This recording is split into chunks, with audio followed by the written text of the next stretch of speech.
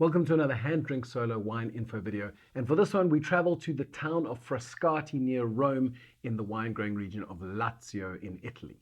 Now, we often talk about how a bottle of wine can tell us a story, but this bottle of Principe Pallavicini Frascati DOC tells us two stories and challenges a prejudice that South African wine lovers oft buy into. The first story that this bottle tells us is one of history. So the Romans may have been making wine in the area and planting vines at least since the 5th century BC. And in fact, Frascati would have been the wine that Julius Caesar himself would have drunk. But for all that history, it's really only since the mid-1960s that the Italian wine classification system, the DOC system, has come into effect, essentially as a response to the slightly older French AOC system.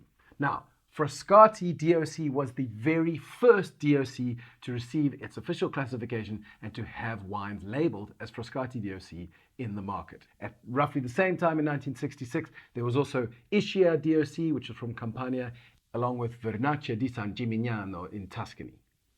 Now, this pioneering Frascati DOC label required that all the wines under the label had at least 11% alcohol. They also had to be 70% Malvasia and could be no more than 30% Trebbiano. And having heard all this, you might say, but so what, Han? Who cares if Frascati DOC was first? After all, Lewis G. Wilson was the first man to play Batman. That didn't make him awesome. The Batman!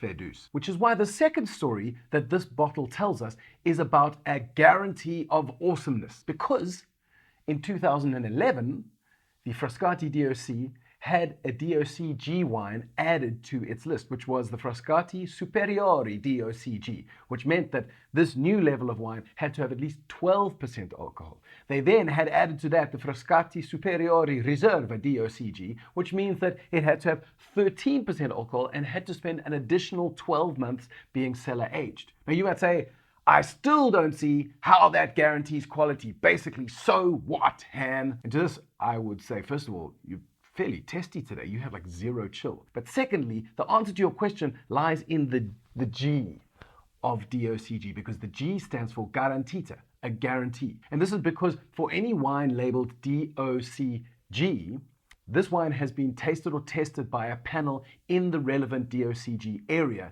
in order to assess not only that it meets all the technical stipulations, but also that it tastes like it should. So a Frascati wine that meets all the requirements of alcohol levels and storage and fermentation, etc., can still be disqualified on taste alone if it doesn't taste like the panel thinks Frascati should taste. So what should a Frascati DOC wine taste like? Well, unsurprisingly, very much like what we have in the bottle today. A wine with fairly generous levels of stone fruit, interwoven with seams of citrus, as well as, quite importantly, a rather distinctive nutty almond element. It can be a green almond or even an almond skin note that not only adds a flavor dynamic, but also adds a textural dynamic, filling out that mouthfeel and adding a whole nother layer of experience to what makes Frascati white so great. Essentially, what this almond nut element does, in my mind, is it takes what would be a fairly easy, breezy, fresh, fruity wine and transforms it into a textured, layered, thinking man's drip drop of jolly good show. And the reason for me saying this is because it breaks a conception that us South African wine lovers often are guilty of believing. So we had the first story about the history of DOC systems. And then we had the fact that if you have your hands on a DOCG, you know that the wine is guaranteed to taste like the region is supposed to taste. And now, what makes Frascati so important to us South Africans is that it shows that you can have textured, layered white wines that are super fancy without seeing any oak. So this wine is fermented in stainless steel and matured in stainless steel. As South Africans, we often think that for a wine to be fancy and big and opulent, it has to spend time in oak, because without oak, how could you have texture and complexity? But regions like Frascati show us just how complex and textured and layered a white wine can be without any oak.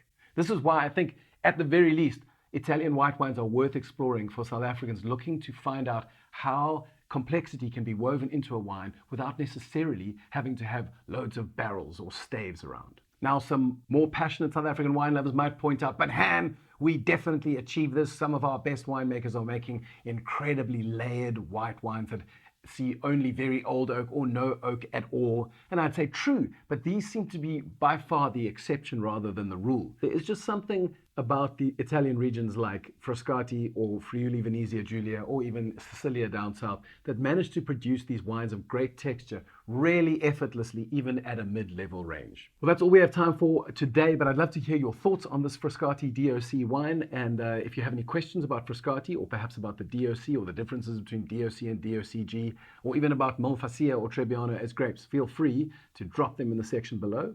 And if you're watching this on the HanDrinksSolo YouTube channel, then be sure to subscribe so that you can keep up to date with the latest on South African winemakers, unusual cultivars, and the growing trend of fascinating wines coming out of the southern tip of Africa.